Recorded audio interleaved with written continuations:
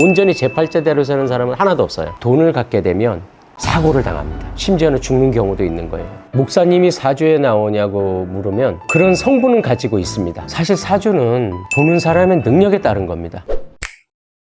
사주를 보러 가서 꼭 질문해야 될 한 가지가 있다면 뭐가 있을지 그게 궁금하다고 하셨거든요.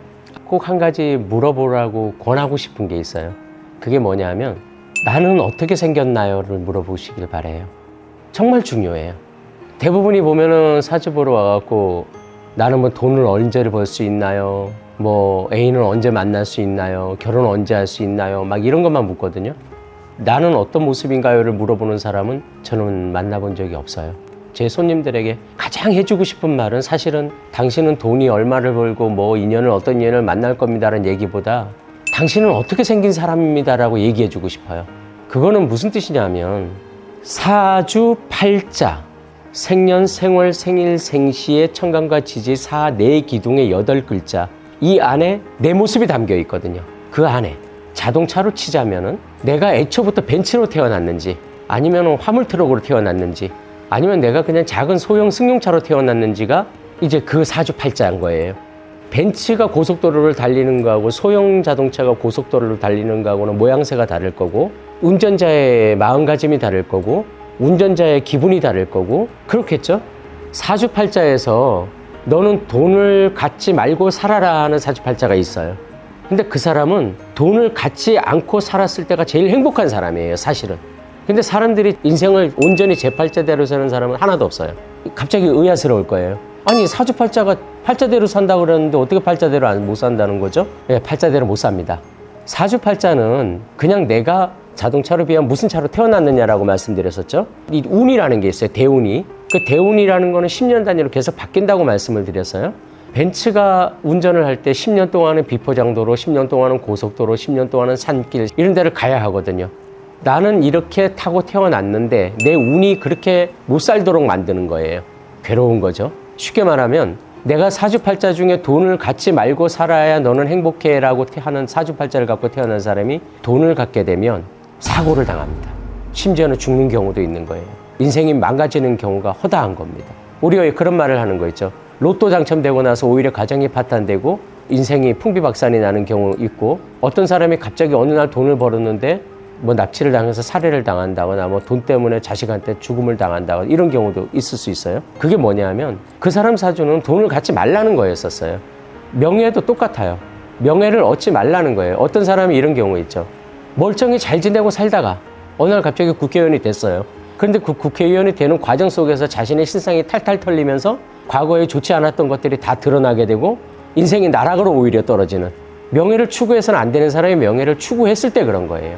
반대로 인생은 돈을 가지고 살아야 될 사람이 돈이 없으면 괴로운 겁니다. 또 명예도 가져야 될 사람이 갖지 못하면 그것에 대한 열망이나 갈망이나 결핍감 때문에 고통스러운 삶을 또 살아야 되고요. 돈을 가지고 살아야 될 사람이 운이 좋지 않아서 나에게 좋은 운이 아니어서 돈을 못 갖고 살 때는 괴로운 겁니다. 그렇듯이 사람은 사주팔자대로 살 때 가장 행복하게 살 수 있는 거예요, 사실은. 너는 공부하고 살아 하는 사주팔자는 공부할 때가 제일 좋은 거예요, 그냥. 그런데 세상은 성공이라는 걸 이미 규정해 놓고 있어요. 돈, 명예, 권력 이것이 곧 성공의 척도가 돼버린 겁니다. 자신의 행복감이라든가 개성이라든가 이런 것들은 권력과 명예와 연결이 되지 않는 것들이 가치를 많이 잃어버리고 살죠. 안타까운 거죠, 사실은. 또 손님을 만나보면 그런 손님이 있어요. 남편분의 사주를 보면 너무나 인격적으로 훌륭한 거예요. 이 사람은 인격적으로 참 많이 괜찮은 사람이구나. 근데 이 사람이 돈을 못 벌어요. 그래서 아내의 사주는 돈을 추구하는 사주란 말이에요. 그럼 아내 입장에서 돈 못 벌어오는 게 엄청나게 불만이죠. 왜냐하면 남자로서의 가장 큰 결핍 중에 하나가 돈을 못 번다는 거잖아요. 돈만이라는 거를 빼놓고 보자면 이 사람은 너무나 괜찮은 남편하고 사는 겁니다. 그 사람 같은 경우가 남편을 닥달해서 남편을 돈 벌려고 내보내고 나면은 그 남편의 입장에서 보면은 괴로운 거예요. 자기는 이걸 하고 싶은데 한 집안의 가장으로서 책무감 때문에 나가서 돈 버는 일을 하다 보면은 인생이 고달픈 거죠. 괴롭고 내가 어떤 꼴로 태어났는지 내 사주가 어떤 모양새인지 나는 어떤지 나는 누군지 내가 어떻게 살아야 행복한지 여기에 대한 질문을 꼭 해보길 권해요. 그러면은 내가 어떤 사람이구나 그리고 내가 재물을 취해서는 안 될 사람이구나 그럴 때는 마음을 약간 좀 비울 필요도 있어요. 어디 가서 이제 사주 보러 가시면은 다른 거 물을 건 물으시더라도 언제든 좋으니까 그걸 반드시 물어보세요. 선생님, 저는 어떤 모습일까요? 나는 어떻게 살아야 행복하게 사는 겁니까? 내 사주는 어떻게 생겼나요? 이걸 물어보시길 권해드립니다. 사주를 제일 자주 보는 직업군이 있을까요?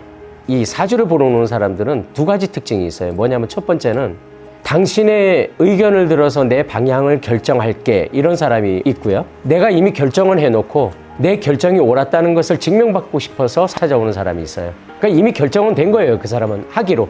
그래놓고 나한테 묻죠. 이거 해도 될까요?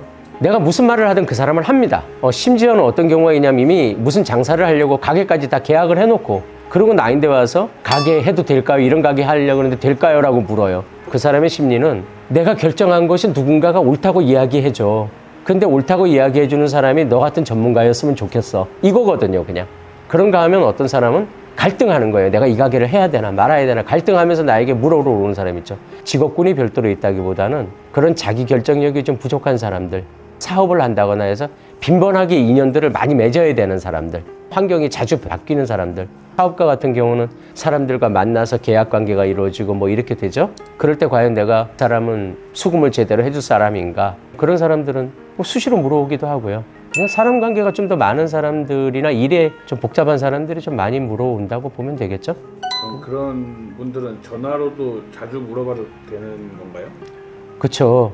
코로나 이후로 전화 같은 걸로 많이 상담을 이루는 경우가 많아졌죠. 업볼들도 많이 생겨났고, 그러니까 직접 오긴 뭐하고 거리상도 있고 시간도 그렇고 그러면 이제 전화로도 많이 물어옵니다. 뭐 몇 개월씩 1, 2년씩 계속해서 물어오고 그런 사람들도 있고 해요. 사주라는 것을 어디까지 믿어야 하는지 이거에 대한 정의를 내려주실 수 있을까요? 전부 믿어야 되기도 하고 하나도 믿지 말아야 되기도 하다라고 밖에 말할 수 없어요. 왜냐하면 사실 사주는 보는 사람의 능력에 따른 겁니다. 정확히 말하자면 같은 사주를 놓고도 큰 결은 동일한데 가지들은 다 다른 경우가 허다해요. 그러니까 같은 사안을 놓고도 전혀 다른 각도에서 바라보는 경우가 있죠. 그러니까 그것을 틀리다라고 말하기보다는 다르다라고 이야기하는데 그 다르다라는 것이 결국 한 사람에 있어서는 인생에 영향을 미치기도 하거든요. 하나의 사안을 놓고도 A라는 명리학자는 이런 방향을 제시를 하고 B라는 명리학자는 반대 방향을 제시를 하기도 합니다. 자, 그러면은 둘 중에 하나는 틀린 거예요. 근데 각 명리학자들은 이건 다른 거지 틀린 거 아니다라고 이야기하지만 한 사람의 인생을 놓고 보자면은 방향이 틀어져 버린 거예요. 그냥. 사실 명리학자의 역량에 따라서 완전히 온전히 믿을 수도 있고 믿지 말아야 되는 경우도 생기기도 해요. 하지만은 사주도 학문의 일종이고 그렇다 보니까 공통성은 가지고 있죠. 재성을 남자 입장에서 재성을 여자하고 돈 이렇게 보는 것에서 벗어나는 사람은 크게 없거든요. 딱 규정하기가 쉽지가 않습니다. 여기 방문했던 손님분들 중에 특이한 직업이나 가장 기억에 남는 직업을 가지신 분이 어느 분이실까요? 그냥 뭐 특이하다기보다도 한 사람이 몇 가지 직업을 가지고 사는 사람을 이제 본 적이 있어요. 신살 중에서는 이제 역마살이 있을 때가 이제 보통 그런 경우가 있어요. 역마살이 강하거나 그럴 때는 치킨집을 운영하면서도 무슨 영업도 하면서 또 전혀 다른 직업도 또 가지고 있고 한 사람이 몇 가지 직업을 가지고도 정말 또 잘 해내요. 각 직업마다 또. 목사님을 사주 보신 적 있으실까요? 네, 전 있습니다. 그럼 목사님도 사주에 나와요? 목사님이 사주에 나오냐고 물으면 그런 성분은 가지고 있습니다. 왜냐하면 사주 중에서는 깊은 신앙심을 가지는 경우는 성분이 구성 요소가 있어요. 정인이 그런 작용을 할 때도 있고 편인이 그런 작용을 할 때도 있어요. 저한테 사주 보러 오는 무속인도 있었고 의아스러우시겠지만 스님도 제 사주를 봐준 적도 있어요. 깊은 신앙심을 가지고 있고 자기 신앙에 대해서 의심 없이 흔들림 없이 가는 사람들은 찾아오지 않았을 거예요. 저를 찾아왔을 때는 뭐냐 하면 결과적으로 뭔가가 일이 안 풀리거나 뭔가 답답함이 있거나 잘 나가는 사람들이 저 잘 안 찾아오거든요. 뭐 사업적으로 도움을 받는 질문 외에는 잘 안 찾아옵니다. 그렇게 찾아오는 사람은 뭐냐 하면 목사님이 저를 찾아왔을 때는 지금 뭔가가 힘들어서 찾아온 거예요. 그래갖고 자기 속 이야기를 하죠. 신앙은 원래 고난을 먹고 성장한다라 그랬어요. 고난이 강하면 강할수록 나중에 그에 따른 보답이 클 거라는 믿음이 있어서 신앙은 고난을 먹고 성장하고 그래서 순교가 생기는 거고 그래서 박해를 받으면서도 헤쳐나가는 거예요. 근데 이 목사님은 그럴 힘이 없었던 거죠. 고난이 따를 때 이제 흔들려 버리는 겁니다. 근데 그거는 그분이 탓할 게 아니라 그분의 사주가 그랬어요. 그분은 깊은 신앙심을 가질 수 있는 그런 사주가 아니었던 거예요. 그냥 그 신앙심의 깊이가 옅었던 거죠. 찾아오는 손님들의 30% 40% 정도는 크리스찬 기독교인들이나 뭐 종교를 가진 사람들일 거예요. 얘기하다 보면 그걸 알아요.